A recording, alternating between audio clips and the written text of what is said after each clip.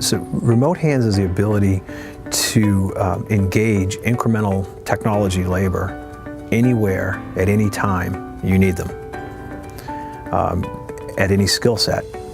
So from lower, more generic skill sets all the way to the most senior, capable, certified resources.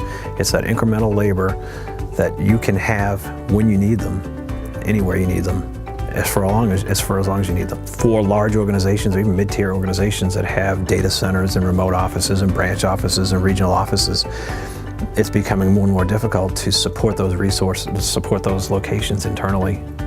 It's a much more value-added approach to go to an SMS with remote hands and say, all right, I want you to support all our locations.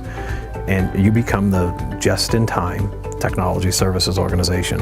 You end up picking up 60 to 70% of their day-to-day IT operations.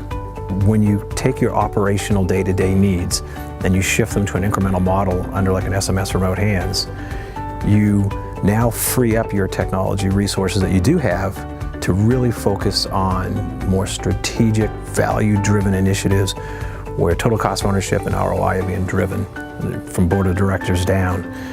And that in itself is providing significant momentum for us as companies move to the cloud, right? Move to platforms as a service and software as a service. Those resources that are there today are so desperately needed to do that transition and the change, which opens up the need for incremental labor to support all the day-to-day needs a typical resource would have in an organization from a technology group.